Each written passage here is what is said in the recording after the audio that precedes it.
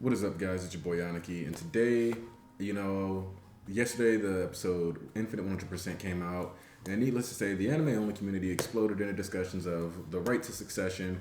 I've got my notebook here today to keep me on track due to the fact that I want to make sure that I get my points out concisely, but also I'm trying to cut back on the rambling that I sometimes do. So, if you're in the mood for some analysis of Overhaul, Shigaraki, Deku, and Lemillion, and how they all intersect in the right to rule, and the idea of the Throne Wars within the context of My Hero Academia, then go ahead and listen to this. You don't even need to watch. Do your homework. Throw this in the background and let me soothingly talk to you as I have jazz in the background. Now, one of the first things that I want to clarify is if you are of the camp that, Deku and is not as worthy as Mirio, understand that that's intentional. Part of the reason why is because, one, Mirio is a third year student, but two, you're supposed to get that idea. Secondly, if you also, while this didn't happen as much in anime only communities with this discussion, the idea was that Overhaul and Mirio were both to be presented to you as, in essence, a better version of both. You saw Overhaul and you compare him to Shigaraki. Shigaraki, whose quirk is that if he touches things with his hands, he can destroy them. Overhaul has a quirk in which he's allowed to destroy things and repair them.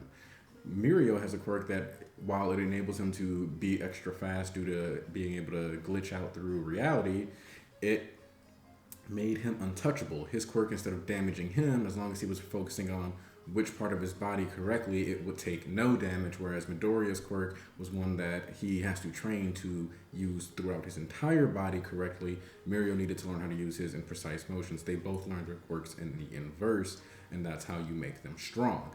Now, the thing that is important, though, is that it comes down, their quirks also kind of, to a certain degree, end up reflecting their personalities. Because Mirio is untouchable, nobody stands next to him. In fact, his moniker is actually the Peerless Hero. Even the title of Mirio and the title that Chisaki has are both indicators that they're already chosen as successors by people other than those who sat on the thrones prior. If you look into detail, you'll see that Mirio was known as the Peerless Hero. Chisaki is consistently referred to as the Young Head. Both are chosen by various people involved in those industries. Night Eye, who worked directly under All Might, picks Mirio to be the new symbol of peace, whereas the head of the Hisakai, though we don't get it directly stated, if Chisaki was able to injure him and immediately assume succession in the rulership of the Hisaika, he was already picked and slated to be the inheritor of the gang. This is important to note because just like Shigaraki, he is also taken off the streets. However, he's given a more structured environment and brought into a gang atmosphere, whereas at the time, All For One would have been dealing with All Might slowly disassembling his empire. And so what you have here is essentially both are dedicated to a master, but the way in which they present their dedications are entirely different, and it leads to Overhaul's downfall and Shigaraki getting the advantage, whereas Mirio, who was chosen by a master, honed his skills, focused on being a wall and saving people, was also eventually stumped by the fact that he was essentially replicating the behaviors of the previous symbol. Now, what I mean by that is that Mirio made it a point to fight alone and have Ares stare at his back as he did everything he could to save her. He fought on her behalf. And in the same way, All For One is blatantly manipulative. He's very much so in line with the idea that he can use people as he sees fit, and he writes it off as the idea that they want to do this for him, whereas Overhaul is very much aware that he's technically terrorizing them, but he views it all as for the end game, but also directly admits that yes, these are pawns. Both Mirio and Overhaul behave in the typical classic Golden Age hero-villain fashion, in very clear-cut lights and darks that you can easily distinguish who's the good guy and who's the bad guy based on their actions, their ideologies. There's no reason to question their behavioral patterns or the way they tackle the combat scenario that is each other. One is consistently manipulative, the other is a good guy the entire way through. Straightforward, doing whatever it takes to protect. Now, the thing that comes into play here is that because Mirio ran alone, yes, he did take people down, but he lost his quirk in the process, similar to how All Might having to fight alone, though it was by necessity against All For One, ends up finally burning out the embers of One For All. Now, if you compare that with what we get with Shigaraki here, who instead of him going and fighting alone and believing in himself and abandoning his allies, he instead puts trust in his friends. If you think back, Shigaraki directly tells them, hey, I believe in you. This is how we make up for it. We're gonna avenge Big Sis. This is for getting justice for her. And what this does is it sets up a dichotomy in the way they view their allies. Both Overhaul and Muriel effectively treat their allies as if they are a burden. Muriel leaves them behind the second that any idea of like waiting for them to like press through and move as a group could possibly come up. Though this does work out in their favor, obviously, because he gets there 15 minutes before Deku would have dealing with all the maze nonsense that Uranaka threw at them, and that 15-minute delay is the only reason why they managed to catch up to Overhaul. Yes, it incidentally works out, but it is important to note that him going alone is ultimately what cost him his quirk. Now, Overhaul, again, using all of his people as pieces while he had an overwhelming ability.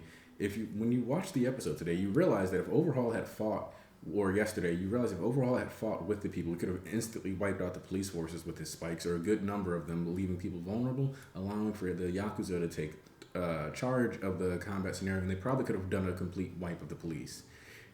However, due to the route that he chose to take, using them as pawns and shields, all of his people fall, and eventually he is exposed. Shigaraki, in entrusting in the League of Villains, they eventually make the decision to betray Iranaka, setting them up to a position where Shigaraki is guaranteed to have, Overhaul is guaranteed to have people catch up to him, and in the process enables their boss to eventually take out a contender for his own throne through the process of having the heroes do the work for them. So we see here that the reason why Shigaraki, and keep in mind, All For One directly stated, Overhaul directly states to Shigaraki that he wants to be the next one. So he's replicating very much what All For One's behavioral characteristics are. But we see here that both Mirio, who stood tall, smiled like All Might, and Overhaul replicate their previous successors and end up failing. Whereas Deku, now this is where Deku and Shigaraki both essentially rely on the power of friendship to a certain degree within the context of this arc. Mirio fights on behalf of Eri. Deku fights with Eri. Overhaul fights on behalf of the Hassaikai. The League of Villains fights together.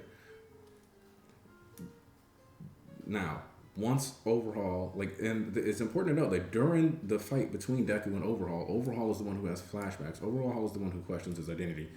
Deku is not the important person in the flashbacks. It's the story of Eri and Overhaul. Effectively, Deku just becomes a focal point or a medium for the justice that Eri deserves, and by working together with her, he enables her to get that and eventually achieve her freedom. Overhaul, on the other hand, since he had chosen to just simply kill his allies and work together that way by fusing with them, ultimately just gets overpowered and falls alone. Shigaraki managed to enable the entire destruction of his organization simply by telling his friends to believe in him, and them deciding they wanted to get revenge eventually once they got the opportunity to get close to the package. There are other ways in which they eventually get their comeuppance on Overhaul, but I will not spoil that due to the fact that this video is actually intended to be anime-only friendly. Now, that being said, we've covered the fact that they're both chosen. Mirio is chosen, by Night Eye. So they've already inherited certain mantles. The idea that Mirio was the peerless hero establishes that nobody was already on his level. The idea that Overhaul was already the head of the gang already gave a firmer context for his leadership. They're both better prepared, better at reading situations technically, and better at ultimately what they needed to do as far as combat goes, with Mirio still edging them out at this present time in the story. Now, this even goes even further when you think about the fact that Overhaul is the one who has infrastructure. He has an actual grand plan. Both he and Shigaraki have big goals, and both Mirio and Deku have big goals, with Lemillion being a direct reference to the fact that his goal is to save 1 million people. But one of the things that I think is important to note also in figuring out why Deku and Shigaraki are the successors and not Overhaul and Mirio, it also comes down to, at the end of the day, their goals are rational to a certain degree. Mirio directly states, I cannot save everyone, therefore I want to save 1 million people, capping his ambition to a certain degree. Overhaul is primarily focused and looking at it through the lens of, I want to bring back the Psycho, I want to bring back the Yakuza and put these people on top, and focusing on the boss. Shigaraki's goal, however, is simply to destroy all of hero society and let's see whatever happens there. His goal is not to be a ruler necessarily, but to be a force.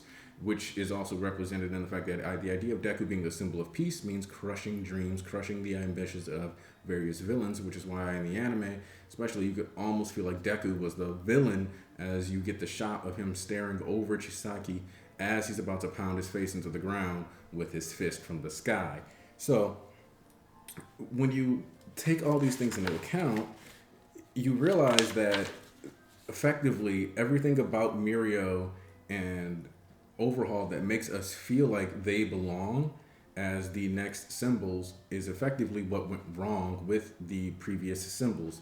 Both caught up in their machinations and schemes in the case of Overhaul, and one caught up in being the hero going forward and charging in without backup in Mirio.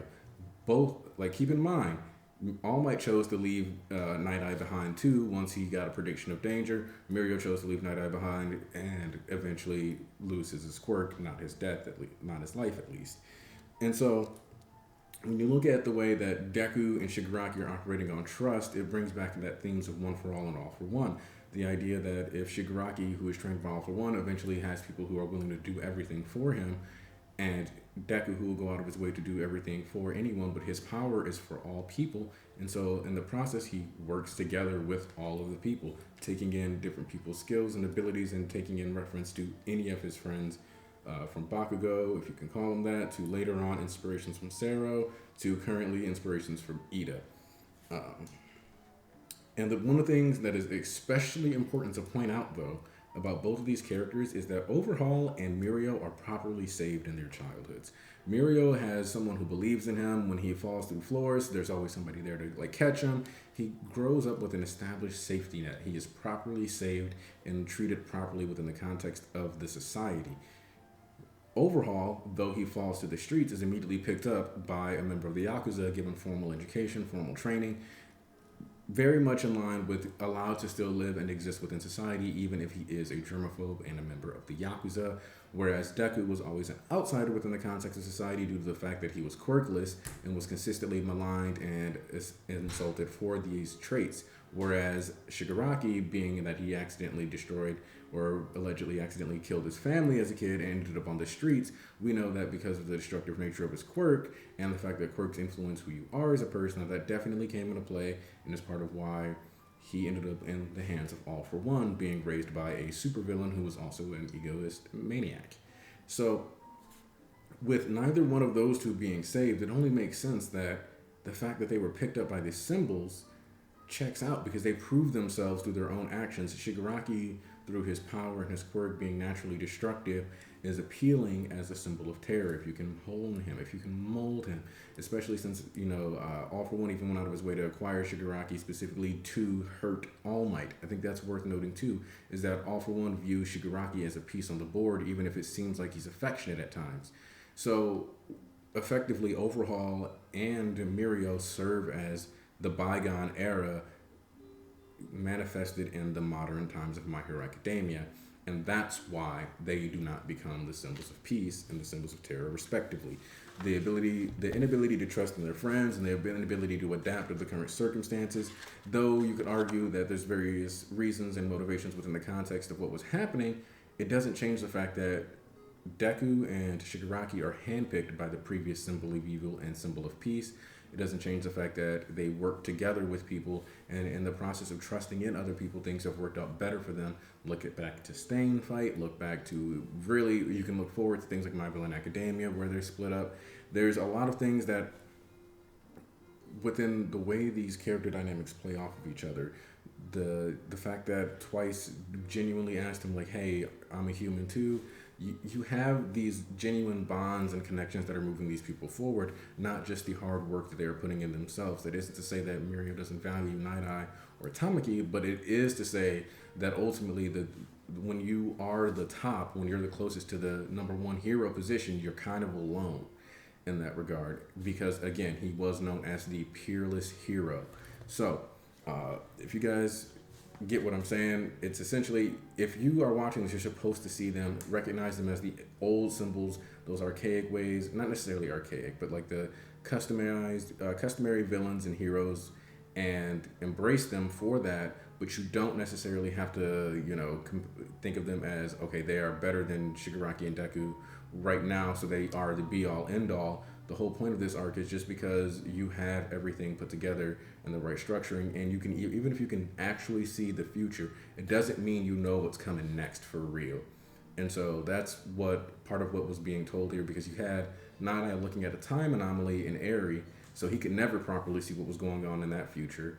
And you have ahead of us who knows how many quirks, different variables that can come into play. But we do know that Mirio and Overhaul, while they seem like the best today, we now have a benchmark for how Shigaraki is supposed to make us feel going forward and how Deku is going to make us feel going forward. The idea is that these are bars that they will surpass. So you have to keep these mental standards in there for yourself so that you can look back and say, I remember when I thought these guys were the it, and now, without question, Deku and Shigaraki deserve to be the two kings of the thrones. If you guys enjoyed anything I had to say, like, share, subscribe. You already know how it goes. Share the video if you think this is something that's worth talking about. But yeah, I understand why people feel like Mirio and Deku need to be at war with each other, or who should have been the successor and all these other things. I get why you feel that way as a fan base, but the whole point is that Mirio and Overhaul serve as lessons and foils to Shigaraki and Deku so that they can grow and achieve those heights and understanding of them better within the next chapters and arcs, etc. So you guys have a wonderful day. Anaki out.